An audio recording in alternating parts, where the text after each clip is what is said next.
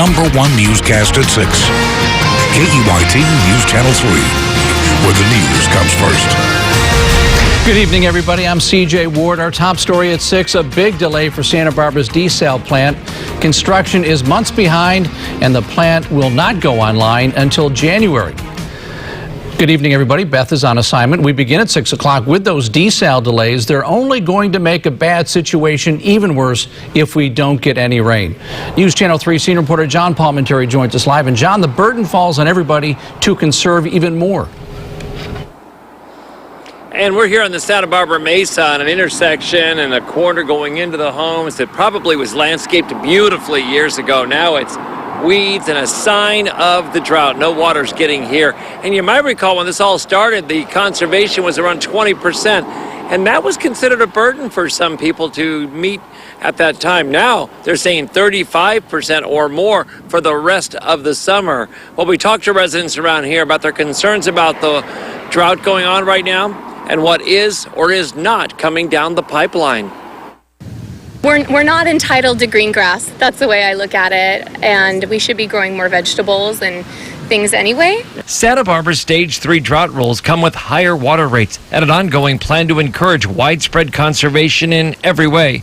Now, in the 5th year of drought, residents are very aware of the water crisis, and in many cases, they've given up on outside landscaping. We definitely have gold is the new green, right? It's a little sparse, but who needs green grass? Come here.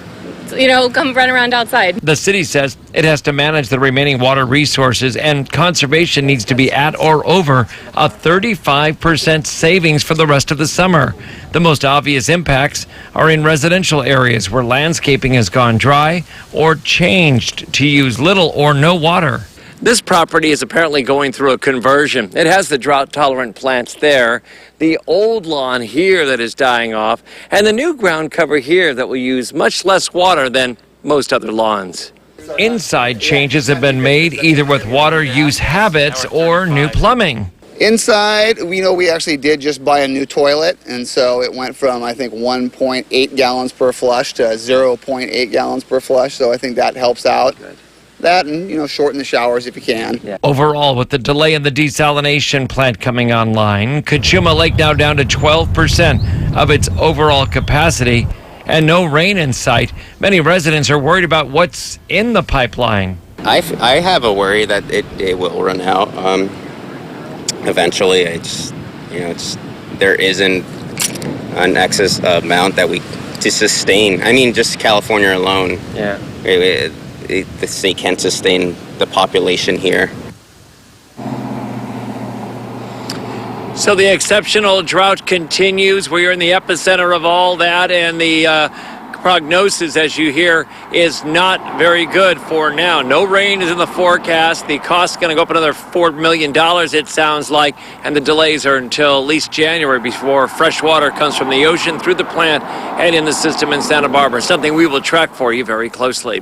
Reporting live in the Santa Barbara Mesa this evening, I'm John Palmentary, News Channel 3. All right. Thank you, John.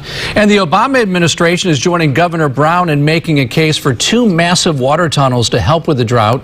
Hearings into those tunnels opened up today. They would divert water from the Sacramento River